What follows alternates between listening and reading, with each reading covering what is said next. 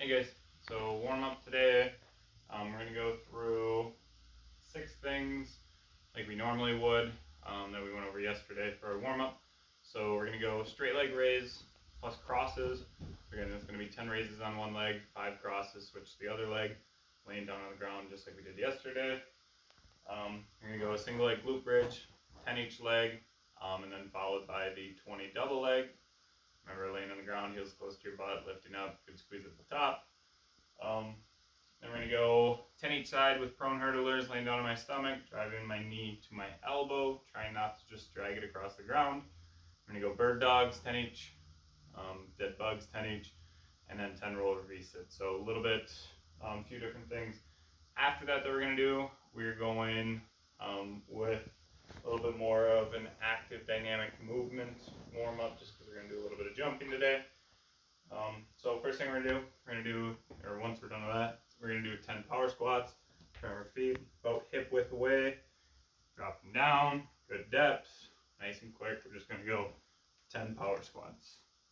Once we're done with 10, we're gonna go lateral shift lunge. So you could do them stationary, a nice big step, toe stays forward, dropping down, pushing back to the spot we started, or if you wanted to do them moving, it would be sinking down, you can go back and forth, go back to that other leg into your next step.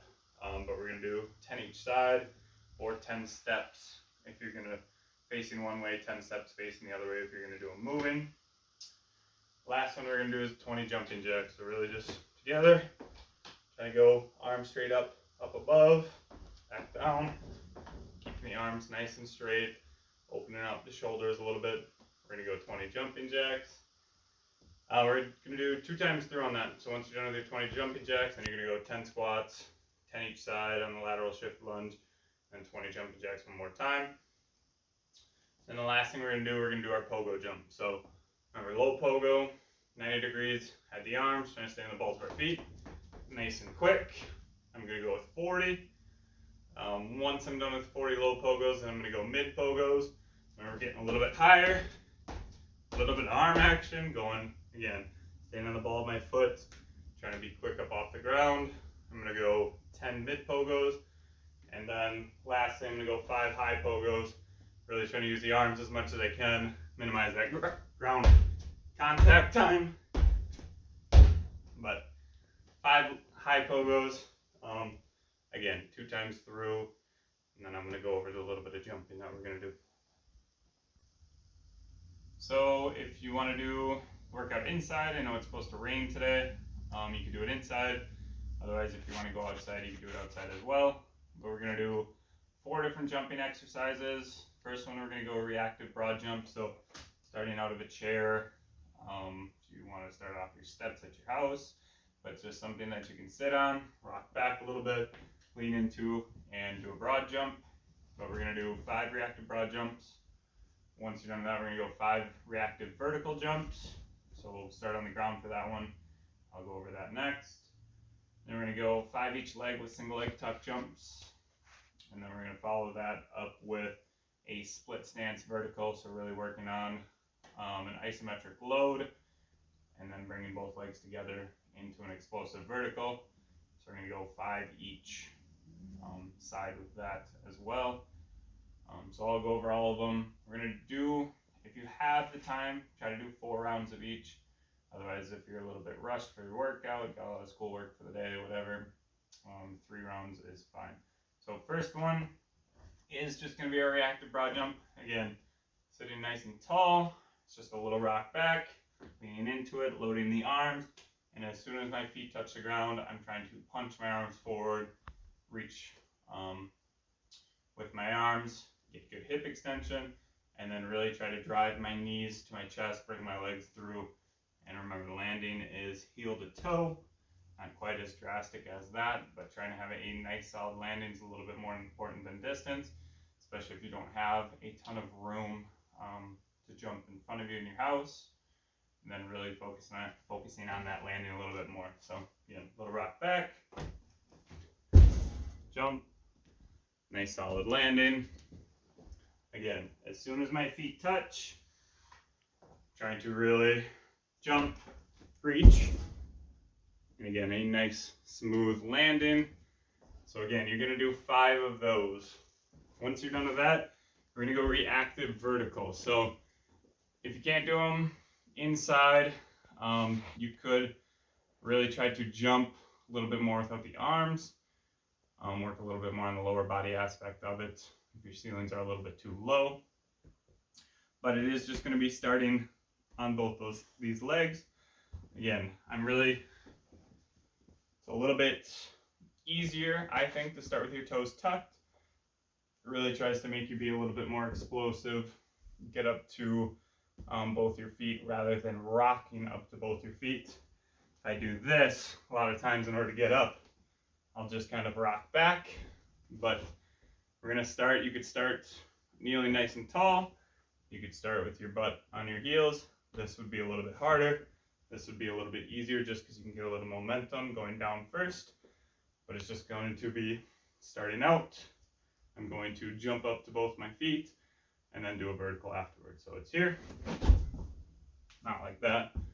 It's here, jump, and then jumping up into a vertical.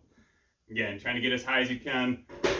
This ceiling's a little bit low, but again, like I said, if it's a little bit low, you could try to jump a little bit more, shorter action with the arms.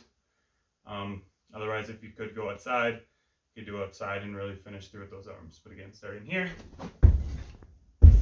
jump, and jump again with your vertical. Again, you're gonna do 5, starting down on the ground. Then we're gonna go single leg tuck jumps.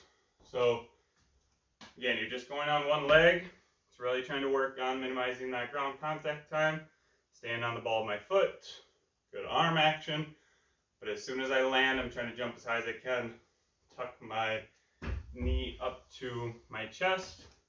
Again, starting here.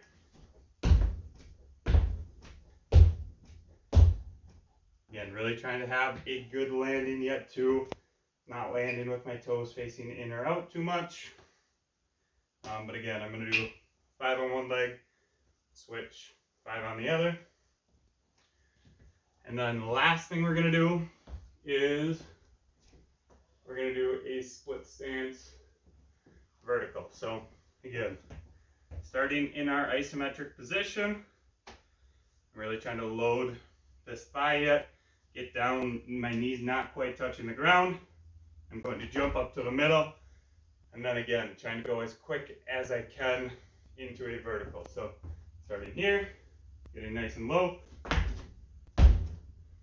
good solid landing, reset.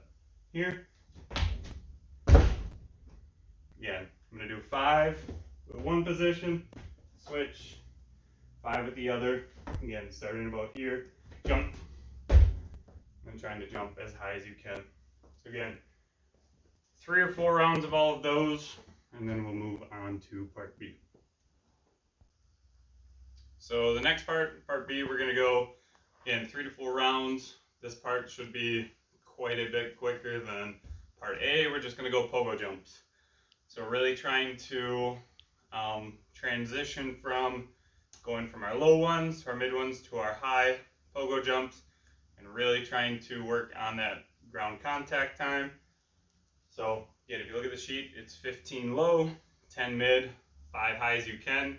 You're going to go through them all in a row. Once you're done, take about 90 seconds to 2 minutes and go through it again. So remember, they should be max effort. Starting 90 degrees, my low pogos, trying to go as quick as I can. Staying on the balls of my feet. Again, 15, straight into 10 mid. Once you're done with your 10 mid, 5 high as you can. Remember, really trying to work on the rhythm of when my feet hit the ground, my arms are loaded, and I'm trying to come through. So, once I'm done, I'm going to go 5 high. 5 high pogos. Again, take 90 seconds to 2 minutes. Rinse, repeat. 3 to 4 rounds. Okay, last thing, part C. 3 different exercises. Again, a little explosiveness. There'll be, I guess, 2 jumping aspects to it. But first one, we're going to go lateral lunge. We're really trying to work on a little bit of explosiveness. I'm starting here at my center. I'm really trying to drop down into that step, hit my bottom, and push back as quick as I can. Stepping out, bottom, pushing back towards where I'm stepping. So if you want to use a little bit of weight, body weight's a little bit too easy, you could use a little bit of weight.